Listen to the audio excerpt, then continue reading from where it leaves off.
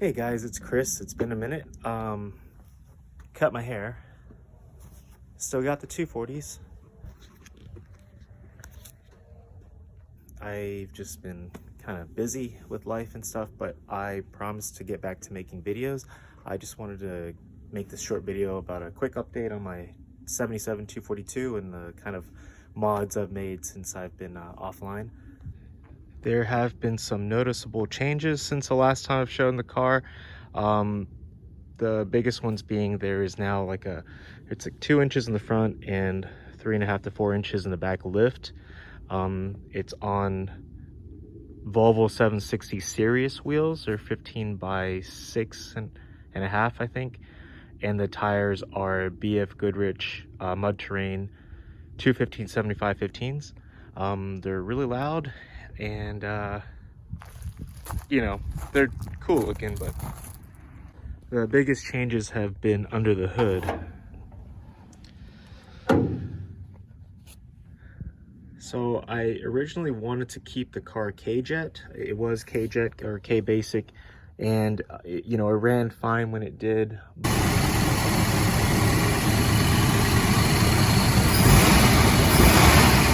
But it started getting these weird cold start issues and then warm start issues, and then just wouldn't start at all. Nope. And I did need the car mobile, so I LH swapped it, and I feel like I've kind of betrayed the spirit of the car a little, but it does run a lot better. And here's some of the things I did. So it's running LH2, not 2.2.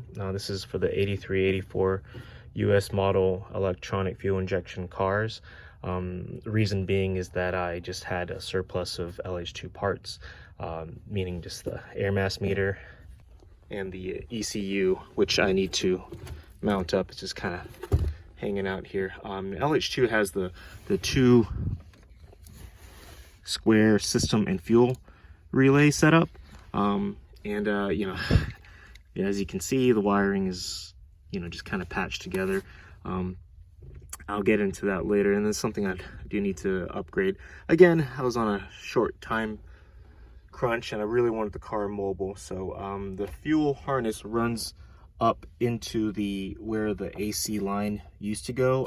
The AC wasn't working, so I went ahead and just pulled the line and enlarged the hole, and it was big enough for the harness plug to fit through the firewall, and then the stock grommet kind of keeps everything watertight. I'm still running the stock 240 77 breakerless ignition. So here we have the ignition distributor with the vacuum advance and retard, and still running the stock ballast resistor that's needed, and the coil. This is a fuel rail I had in the garage. It's not originally meant for a 240. I think it's for a 740, possibly Regina car. Here's the injectors. Also old fuel injectors I had laying around. I did clean out the basket filters off of them, but other than that, this is just as dirty as they came. The harness came off of another parts car, an 84 parts car. It was good for the most part, so I just ran it as is. So the LH does need a throttle position sensor, and the stock intake manifold needs to be changed out to allow the fuel injectors to fit in. So this is again I think a 740 intake manifold. It had a couple of strip screws in which I had to use a tap and die to get everything threaded correctly. What else? Let's see. Oh yeah, so this was for I believe it was the cold start injector off of the 740, and I went ahead and plugged that up since the LH2 doesn't have that.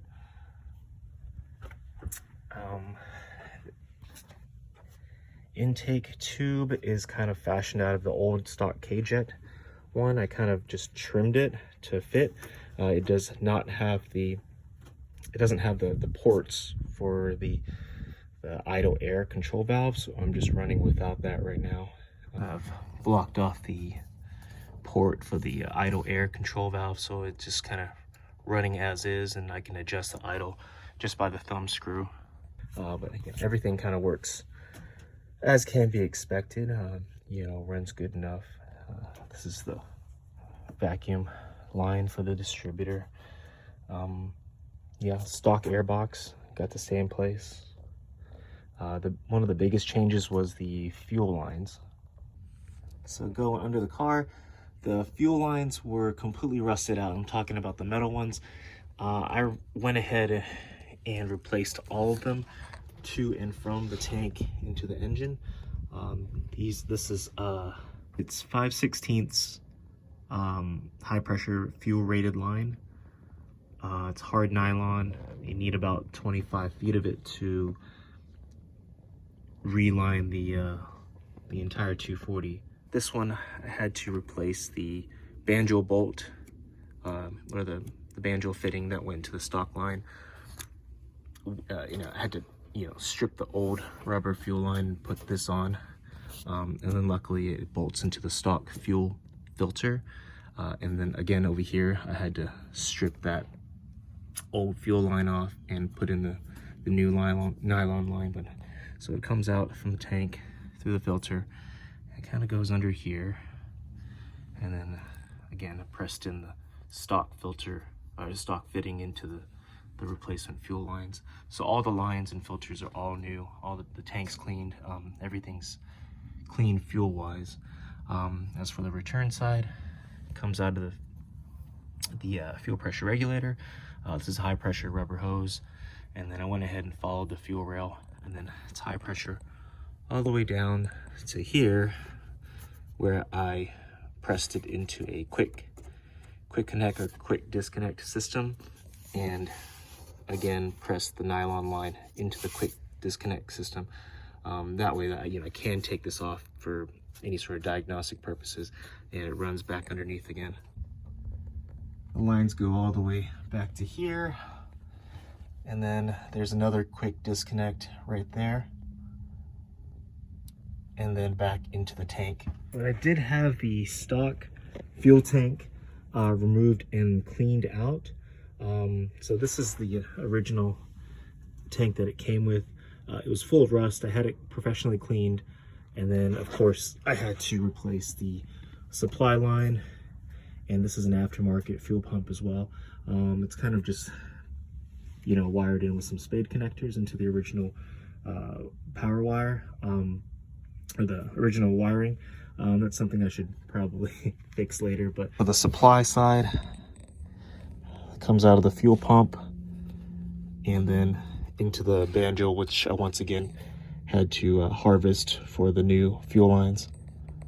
The 77-240 did not have an O2 sensor. Yeah, it's interesting, it had an EGR system, but no O2 sensor, and the LH system does need an O2 sensor. So I went ahead and punched a hole downstream and put in the stock O2 sensor. I think for this era of LH240, O2 sensor was in the actual exhaust manifold, but later on they did put it closer to the cat for more accurate readings. So just went ahead and did that, and it was easier to get to and weld as well. The weld job is you know, very subpar, I think, but it holds up, and there's no leaks.